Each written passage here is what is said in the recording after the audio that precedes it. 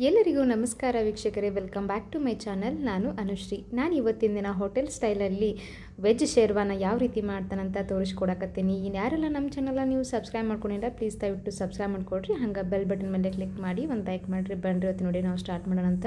ಮೊದಲೇದಾಗಿ ನಾನಿಲ್ಲಿ ರುಬ್ಕೊಳ್ಳೋಕೆ ಮಸಾಲೆ ಏನೇನು ಹಾಕೊಳ್ಳತ್ತೀನಪ್ಪ ಅಂತಂದ್ರೆ 1 ಕಪ್ನಷ್ಟು ಹಸಿ ಕೊಬ್ಬರಿನ ಹಾಕೊಳ್ತಾ ಇದ್ದೀನಿ. ನಾನು ಸಣ್ಣದಾಗಿ ಕಟ್ ಮಾಡಿ ಇಟ್ಕೊಂಡಿದ್ದು.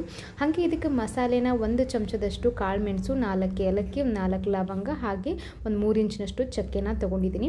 ಇದಿಷ್ಟು ಹಾಕೊಂಡು ಆದಮೇಲೆ ಕ್ಲೀನಾಗಿ ವಾಶ್ ಮಾಡ್ಕೊಂಡಿದ್ದು ಸ್ವಲ್ಪ 1 ಹಿಡಿಯಷ್ಟು ಕೊತ್ತಂಬರಿ, ಒಂದು 5 ರಿಂದ 6 ಗೋಡಂಬಿ, ಹಾಗೆ 1 ಸ್ಪೂನ್ನಷ್ಟು ನಾನು ಪುಟಾಣಿನ ಹಾಕತ್ತೀನಿ. ಅಂದರೆ ಹುರಿಗಡಲೆ ಅಂತ ಏನು ಕರಿತೀನಿ ನೋಡ್ರಿ, ಅದನ್ನು ಹಾಕೊಳ್ಳಾಕತ್ತೀನಿ ನಾನು 1 ಸ್ಪೂನ್ನಷ್ಟು. ಇದಿಷ್ಟ ಹಾಕೊಂಡು ಆದಮೇಲೆ ನಾನು 1 ಸ್ಪೂನ್ನಷ್ಟು ಸೊಂಪು ಕಾಳು, ಅಂದರೆ ಬಡೆ ಸೊಪ್ಪು ಅಂತ ಏನು ಕರಿತೀನಿ ನೋಡ್ರಿ, ಅದನ್ನು ಹಾಕ್ಕೊಳ್ತಾ ಇದ್ದೀನಿ. 2 ಚಮಚದಷ್ಟು ನಾನು ಗಸಗಸೆ ಹಾಕ್ಕೊಳ್ತಾ ಇದ್ದೀನಿ. ಈ ಗಸಗಸೆ ಹಾಕೊಳ್ಳೋದ್ರಿಂದ ತುಂಬ ತಿಕ್ಕಾಗಿ ಬರುತ್ತೆ, ಹಾಗೆ ಕ್ರೀಮಿ ಥರ ಬರುತ್ತೆ ನೋಡ್ರಿ. ಸೊ ಹಾಗಾಗಿ ನಾನು ಹಾಕ್ಕೊಳ್ತಾ ಇದ್ದೀನಿ. ಹಾಗೆ ನಾನಿಲ್ಲಿ ಒಂದು ಜವಾರಿ ಟೊಮೊಟೊನ ಹಾಕ್ಕೊಳ್ತಾ ಇದ್ದೀನಿ, ಹಾಗೆ ಒಂದು ಸ್ವಲ್ಪ ಪುದೀನ ಸೊಪ್ಪನ್ನ ಹಾಕ್ಕೊಳ್ತಾ ಇದ್ದೀನಿ. ಇದಿಷ್ಟು ಹಾಕೊಂಡು ಆದಮೇಲೆ ಹಾಗೆ ನಾನು 1 ಸ್ಪೂನ್ನಷ್ಟು ನಾನು ಧನಿಯಾ ಕಾಳನ್ನ ಹಾಕ್ಕೊಳ್ತಾ ಇದ್ದೀನಿ ನೋಡ್ರಿ. ಇದಿಷ್ಟು ಮಸಾಲೆ ಬೇಕಾಗತ್ತೆ. ಇದು ನಾನು ಪೂರ್ತಿ ನೈಸಾಗಿ ನಾನು ರುಬ್ಕೊಂಡು ಬಂದ್ಬಿಡ್ತೀನಿ ಅಂತ. ಸ್ವಲ್ಪ ನೀರು ಹಾಕ್ಕೊಂಡು ನೀವು ನೈಸಾಗಿ ಬಿಟ್ಕೊಳ್ರಿ. ಈ ಕಡೆ ನಾನು ಒಗ್ಗರಣೆಗೆ ಹಾಕ್ಕೊಳ್ತೀನಂತ ಇಲ್ಲಿ ನಾನು ಒಂದು 2 ರಿಂದ 3 ಸ್ಪೂನ್ನಷ್ಟು ನಾನು ಎಣ್ಣೆನ ಹಾಕ್ಕೊಳ್ತಾ ಇದ್ದೀನಿ. ಎಣ್ಣೆ ಸ್ವಲ್ಪ ಬಿಸಿ ಆಗ್ತಿದ್ದಂಗೆ ನಾನಿಲ್ಲಿ ಒಂದು ಉಳ್ಳಾಗಡ್ಡಿನ ಕಟ್ ಮಾಡಿ ಇಟ್ಕೊಂಡಿದ್ದೆ ಉದ್ದಗ್ರಿ. ಅದನ್ನು ಒಂದು ಉಳ್ಳಾಗಡ್ಡಿನ ಹಾಕ್ಕೊಳಕತ್ತೀನಿ ಕಟ್ ಮಾಡಿದ್ದು. ಇದು ಸ್ವಲ್ಪ ಹಸಿ ವಾಸನೆ ಹೋಗಲಿ ಅಂದ್ ಹಂಗೆ ಸ್ವಲ್ಪ ಎಣ್ಣೆಲಿ ನಾವು ಸ್ವಲ್ಪ ಫ್ರೈ ಮಾಡ್ಕೊಳ್ಳೋಣಂತ ನಾನಿಲ್ಲಿ ಖಾರಕ್ಕೆ ಒಂದು 3 ಹಸಿ ಮೆಣಸಿನ್ಕಾಯಿನ ಹಾಕ್ಕೊಳ್ತಾ ಇದ್ದೀನಿ. ಇಲ್ಲಿ ಹಸಿ ಮೆಣಸಿನ್ಕಾಯಿನ ಹಾಕ್ಕೊಳ್ತೀನಿ, ಹಾಗೆ ಖಾರದ ಪುಡಿನೂ ಹಾಕ್ಕೊಳ್ತೀನಿ ರೀ ನಾನಿಲ್ಲಿ. ಹಾಗೆ ನಾನಿಲ್ಲಿ 1 ಚಮಚದಷ್ಟು ನಾನು ಶುಂಠಿ ಬೆಳ್ಳುಳ್ಳಿ ಪೇಸ್ಟ್, ಅಲ್ಲ ಬೆಳ್ಳುಳ್ಳಿ ಪೇಸ್ಟ್ ಹಾಕ್ಕೊಳಕತ್ತೀನಿ. ಇದಷ್ಟು ಹಾಕ್ಕೊಂಡು ಇದು ಪೂರ್ತಿ ಹಸಿ ವಾಸನೆ ಹೋಗೋವರೆಗೂ ನಾವು ಸ್ವಲ್ಪ ಎಣ್ಣೆಯಲ್ಲಿ ಸ್ವಲ್ಪ ಫ್ರೈ ಮಾಡ್ಕೊಳ್ಬೇಕು ಆಗುತ್ತೆ. ಹಾಗೆ ನಾನಿಲ್ಲಿ 1 ಚಮಚದಷ್ಟು ನಾನು ಗರಂ ಮಸಾಲೆ, ಹಾಗೆ 1 ಚಮಚದಷ್ಟು ಅರಿಶಿನ, ಹಾಗೆ ನಾನಿಲ್ಲಿ ಚಿಕ್ಕದಾಗಿ ಕಟ್ ಮಾಡಿ ಇಟ್ಕೊಂಡಿದ್ದು ಟೊಮೆಟೊನ ಹಾಕ್ಕೊಳ್ತಾ ಇದ್ದೀನಿ. ನಾವು ರುಬ್ಬಕ್ಕೂ ಟೊಮೆಟೊ ಹಾಕ್ಕೊಂಡಿದ್ವಿ. ಹಾಗೆ ನಾನಿಲ್ಲಿ ಸ್ವಲ್ಪ ಎಣ್ಣೆ ಒಳಗೂ ಸ್ವಲ್ಪ 1 ಟೊಮೆಟೊನ ಹಾಕ್ಕೊಳ್ತಾ ಇದ್ದೀನಿ ನೋಡಿರಿ.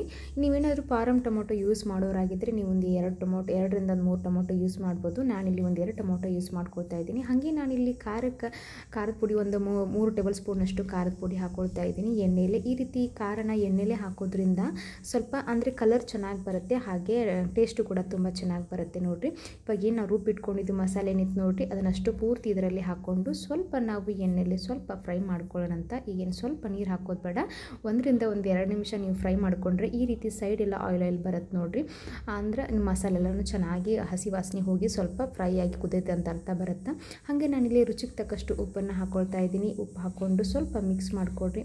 ಮಿಕ್ಸ್ ಮಾಡಿಕೊಂಡು ಹಾಗೆ ಒಂದು 2 ನಿಮಿಷ ನೀವು ಈ ಎಣ್ಣೆಯಲ್ಲಿ ಸ್ವಲ್ಪ ಫ್ರೈ ಮಾಡಿಕೊಂಡ್ರೆ ಅಂತಂದರೆ ತುಂಬ ಚೆನ್ನಾಗಿ ಬರುತ್ತೆ. ಹಾಗೆ ನಾನಿಲ್ಲಿ ಸ್ವಲ್ಪ ನೀರನ್ನ ಹಾಕ್ಕೊಳ್ತಾ ಇದ್ದೀನಿ. ನಾನು 1.5 ಗ್ಲಾಸ್ನಷ್ಟು ನೀರು ಹಾಕ್ಕೊಳ್ತಾ ಇದ್ದೀನಿ. ನಿಮಗೆ ಸ್ವಲ್ಪ ಗಟ್ಟಿಯಾಗಬೇಕು ಅಂತಂದ್ರೆ ಸ್ವಲ್ಪ ನೀರು ಕಡಿಮೆ ಹಾಕೋಬೋದು. ಹಾಗೆ ನಿಮಗಿಲ್ಲ ಸ್ವಲ್ಪ ತಿಳುವಾಗಿರಲಿ ಅಂತನೋರಾಗಿದ್ದರೆ ಸ್ವಲ್ಪ ನೀರನ್ನ ಹಾಕೋಬೋದು. ನಾನು ಈ ಹದಕ್ಕೆ ನಾನು ನೀರು ಹಾಕ್ಕೊಳ್ತಾ ಇದ್ದೀನಿ ನೋಡಿರಿ. ಈ ರೀತಿ ಶೇರ್ವಾ ಮಾಡೋದು ಮನೆಯಲ್ಲೇ ತುಂಬ ಚೆನ್ನಾಗಿ ಅನಿಸುತ್ತೆ. ಹಾಗೆ ಸೇಮ್ ಹೋಟೆಲ್ ಸ್ಟೈಲಲ್ಲಿ ಹೆಂಗೆ ಮಾಡ್ತಾರೆ ನೋಡಿರಿ, ಅದೇ ರೀತಿನೇ ಅನಿಸುತ್ತೆ. ಹಾಗೆ ನಾನಿಲ್ಲಿ ಒಂದು ಟಿಪ್ಸ್ ಕೂಡ ಹೇಳ್ತೀನಿ ನಿಮಗೆ.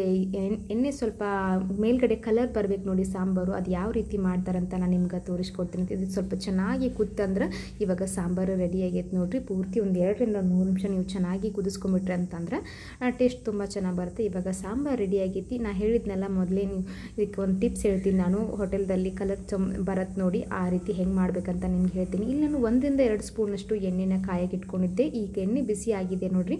ಇದಕ್ಕೆ 1 ಚಮಚದಷ್ಟು ನಾನು ಖಾರದ ಪುಡಿ ಹಾಕ್ಕೊಳ್ತಾ ಇದ್ದೀನಿ. ಖಾರದ ಪುಡಿ ಹಾಕ್ಕೊಂಡು ಹೀಗೆ ಮೇಲ್ಗಡೆ ಹಾಕ್ಕೊಂಡು ಬಿಟ್ರೆ ಅಂತಂದ್ರೆ ಕಲರ್ ಚೆನ್ನಾಗಿ ಬರುತ್ತೆ. ಹಾಗೆ ಸೇಮ್ ಹೋಟೆಲ್ದಲ್ಲಿ ಇರತ್ತೆ ನೋಡಿರಿ, ಅವ್ರು ಇದೇ ರೀತಿ ಮಾಡಿರ್ತಾರೆ. ನಿಮ್ಗೆ ಇಷ್ಟ ಆದರೆ ಹಾಕ್ಕೊಳ್ರಿ, ಇಲ್ಲ ಬೇಡ ಅಂತನೋರಾಗಿದ್ದರೆ ಸ್ಕಿಪ್ ಮಾಡ್ಕೋಬೋದು. ಬಟ್ ಟೇಸ್ಟ್ ಮಾತ್ರ ತುಂಬ ಚೆನ್ನಾಗಿ ಬರುತ್ತೆ ನೋಡಿರಿ. ನೋಡಿದ್ರಲ್ಲ ಎಷ್ಟು ಕಲರ್ಫುಲ್ಲಾಗಿ ಬಂದಿದೆ. ಹಾಗೆ ಇಲ್ಲಿ ಯಾವುದೇ ಕಲರ್ ನೀವು ಯೂಸ್ ಮಾಡಿಲ್ಲ, ನ್ಯಾಚುರಲ್ ಕಲರ್ ಆಗಿ ಬಂದೈತಿ. ಹಾಗೆ ಟೇಸ್ಟು ಕೂಡ ತುಂಬ ಚೆನ್ನಾಗಿ ಬಂದೈತೆ ನೋಡಿರಿ. ಇವಾಗ ಮೇಲ್ಗಡೆ ಸ್ವಲ್ಪ ನೀವು ಕೊತ್ತಂಬರಿ ಸೊಪ್ಪು ಹಾಕೊಂಡ್ಬಿಟ್ರೆ ಅಂತಂದರೆ ನಿಮ್ಗೆ ಮಸ್ತ್ ಹಂಗೆ ವೆಜ್ ಶೇರ್ವಾ ಮನ್ಯಾಗ ರೆಡಿ ಆಯ್ತು ನೋಡಿರಿ ಹೋಟೆಲ್ ಸ್ಟೈಲಲ್ಲಿ. ನೀವು ಹೋಟೆಲ್ದಲ್ಲಿ ಸಿಗುತ್ತೆ ನೋಡಿ, ಸೇಮ್ ಅದೇ ರೀತಿ ಇರುತ್ತೆ. ಹಾಗೆ ಟೇಸ್ಟು ಕೂಡ ತುಂಬ ಅಂದರೆ ತುಂಬ ಚೆನ್ನಾಗಿರುತ್ತೆ ನೋಡಿ. ಒಂದು ಬೌಲ್ಗೆ ಸರ್ವ್ ಮಾಡಿಟ್ಕೊಂಡಿದ್ದೀನಿ. ನೀವು ಇದಕ್ಕೆ ಪರೋಟ, ರೊಟ್ಟಿ, ಚಪಾತಿ, ಅನ್ನ, ಹಾಗೆ ನೀವೇನೋ ಬಿರಿಯಾನಿಗೇನಾದ್ರು ಯೂಸ್ ಮಾಡ್ಕೊಳ್ಳೋದಾಗಿದ್ದರೆ ತುಂಬ ಅಂದರೆ ತುಂಬ ಚೆನ್ನಾಗಿ ಅನಿಸುತ್ತೆ. ನೋಡಿದ್ರಲ್ಲ ಈ ರೀತಿ ವೆಜ್ ಶೇರ್ವಾನ ಯಾವ ರೀತಿ ಮಾಡೋದು ಅಂತ ನಾನು ನಿಮ್ಗೆ ತೋರಿಸ್ಕೊಟ್ಟಿನಿ. ಯಾರೆಲ್ಲ ನಮ್ಮ ಚಾನಲ್ನ ನೀವು ಸಬ್ಸ್ಕ್ರೈಬ್ ಮಾಡ್ಕೊಂಡಿಲ್ಲ ಪ್ಲೀಸ್ ದಯವಿಟ್ಟು ಸಬ್ಸ್ಕ್ರೈಬ್ ಮಾಡ್ಕೊಡ್ರಿ. ಹಾಗೆ ಬೆಲ್ ಬಟನ್ ಮೇಲೆ ಕ್ಲಿಕ್ ಮಾಡಿ ಒಂದು ಲೈಕ್ ಮಾಡಿರಿ. ಈ ರೀತಿ ಹೊಸ ಹೊಸ ರೆಸಿಪಿಯೊಂದಿಗೆ ನಾನು ಮತ್ತೆ ನಿಮ್ಮ ಮುಂದೆ ಬರ್ತೀನಂತ. ನೀವು ಅಲ್ಲಿವರೆಗೂ ಏನು ಮಾಡಿ ಮಾಡಿದೆಪ್ಪ ಅಂತಂದ್ರೆ ನೀವು ಇದನ್ನು ಒಂದು ಸಲ ಟ್ರೈ ಮಾಡಿರಿ. ಹಂಗೆ ಹೆಂಗೆ ಅನ್ನಿಸ್ತಂತ ನಮಗೂ ಸ್ವಲ್ಪ ಹೇಳ್ರಿ.